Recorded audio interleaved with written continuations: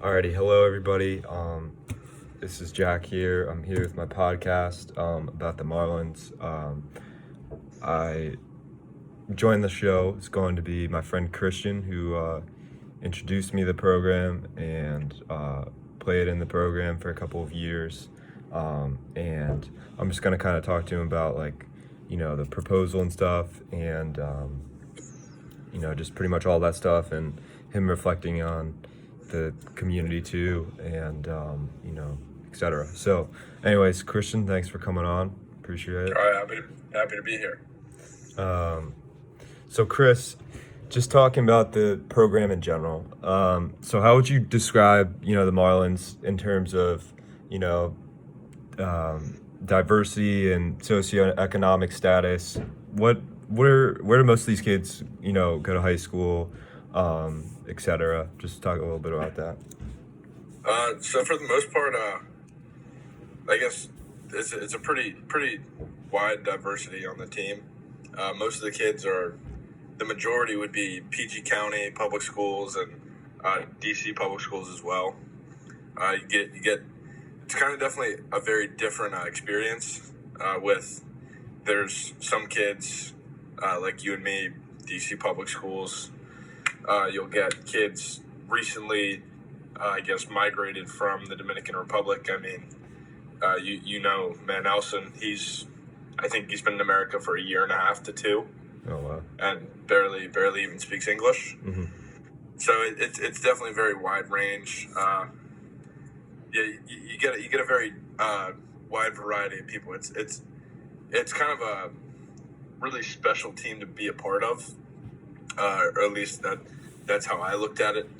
Because most teams you're playing with a lot of people similar to yourself, people from your school, things like that. But with the Marlins, you really got a whole new experience, and I feel like it kind of showed how much baseball can bring people together. Yeah, and how much people love the game, widespread. Exactly. It definitely is. It was kind of a weird experience. Another thing for me is why, and I'm sure you can talk about this, why it was kind of a weird experience is just being from our neighborhood and stuff.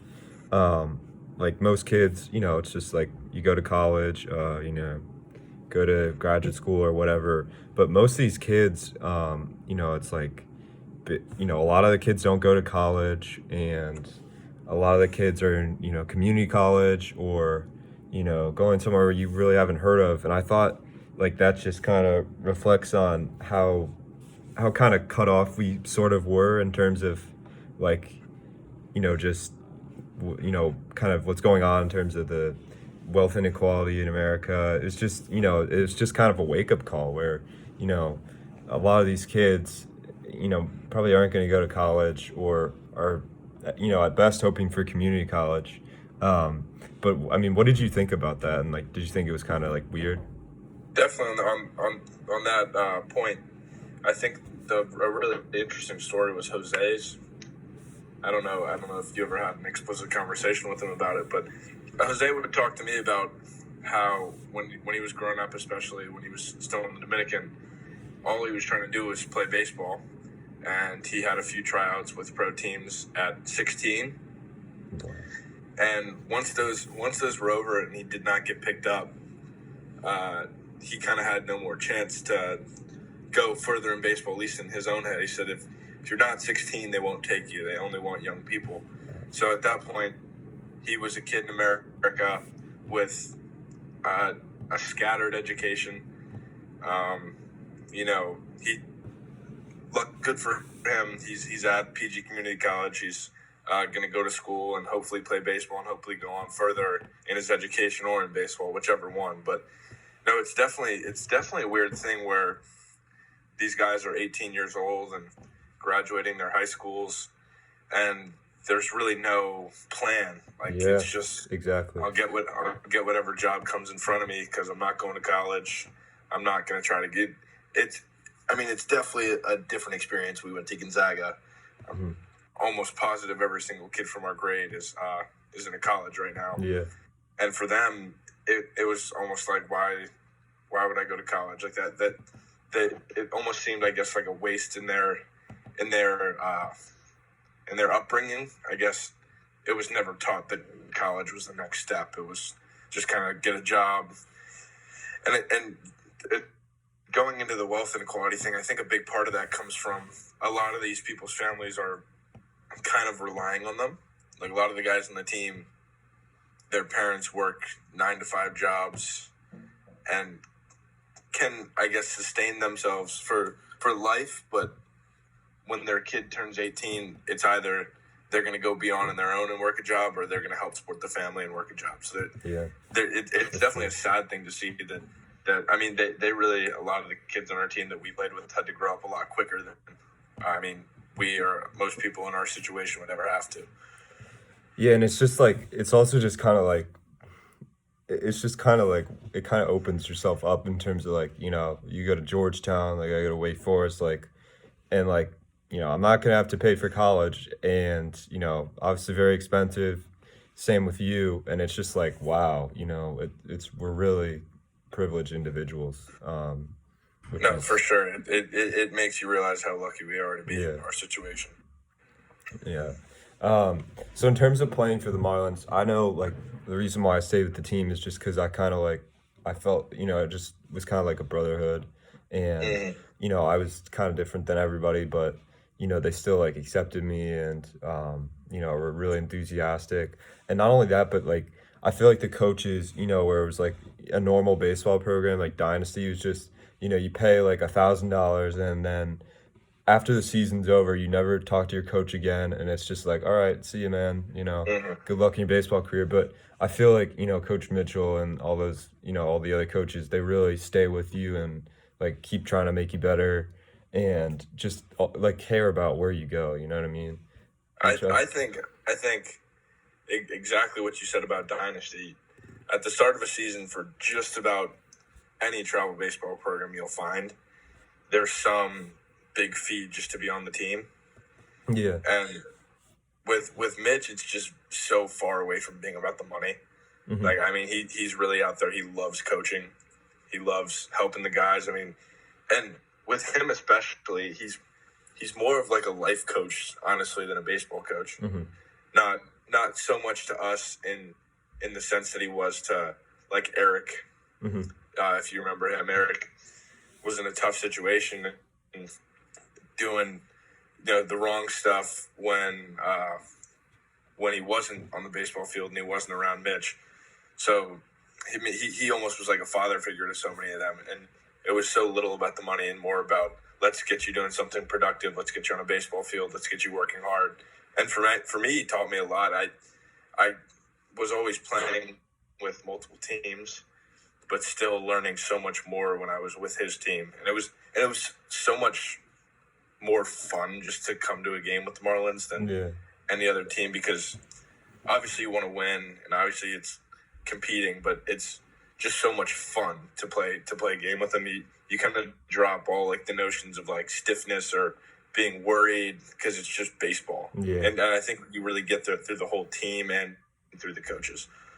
Yeah, no, I remember like when we, you know, when I was on Gator Ball and you played for Marlins, and like you walked up and you saw the guys, and it was like, you know, you're really happy to see everybody, and like you're speaking Spanish with some of the guys. And for me, it's like, you know, I just walked to the Gator Ball sideline, like, you know, just saw these random, you know, people that were just like, you know, just random dudes, and there wasn't really any like enthusiasm and stuff. And I was like, wow, you know, it's pretty special how like the bond is, you know, between everybody. I think there was the perfect balance of fun, relaxed baseball with also taking it seriously and trying to win. Because I mean, a lot of teams just end up, like you said, with Gator Ball, you just kind of go through the motions. I show up to my game, I play my game, that's it. With the Marlins, it was a whole experience every time you showed up. Yeah, and it was but anyway, so here's what so basically my proposal for my project is basically you know, talking about like Jose and a lot of like the better Marlins players. I feel like definitely were kind of like deprived of opportunities because of their wealth. You know what I mean? Like I never went to any like huge showcases, but you know, I know you saying, you know, you went to a ton of perfect games and just showcases where you were really exposed to your talent. But those are really expensive and certainly not in the budget for a lot of those kids. And as a team, it's really hard to for that team to go out and go to showcase tournaments because it's just so many expenses. Like you have to pay the tournament fee, you have to pay for hotels, food, traveling, and it's just not really in the pockets of a lot of the players. And it's kind of frustrating to me because you look at it and it's like, hey, if Jose or Elian was like in our situation, right? Would they'd probably be playing baseball in college? You know what I mean? Because they Bro, I just wanted to get that in there real quick. Jose, just for a little context, I feel like it's almost not possible to get across the full point of how incredible of a guy he was, especially with his baseball talent. Because if you look at, I mean, I'm playing baseball in college, and I know a lot of people that do because I guess I've been around that community for a while. And Jose is a high-level college baseball player by every means, every degree.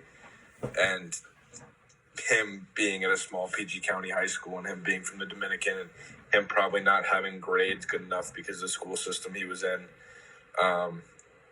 that is the only reason he wasn't.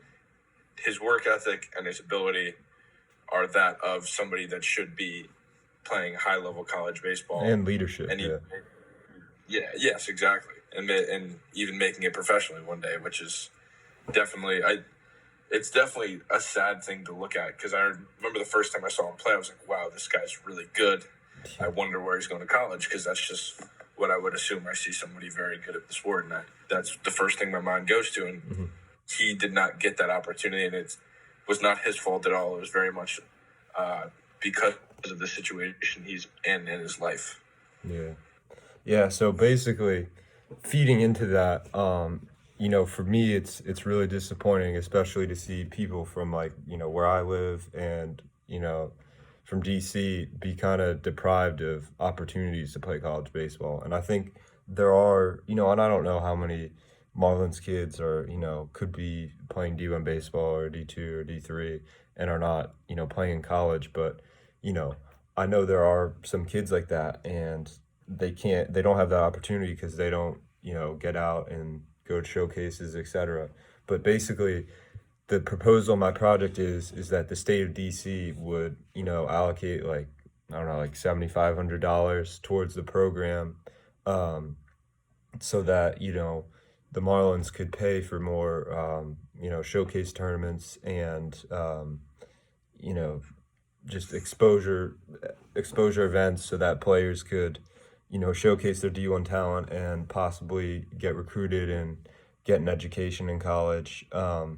And not only that, but get like more more money for some of the coaches because the coaches are doing really heaven's work. I mean, a lot of these kids, besides for baseball, there's not a lot there. You know what I mean? So they're really doing just doing impressive and admirable stuff. But anyways, I mean, what do you think about that?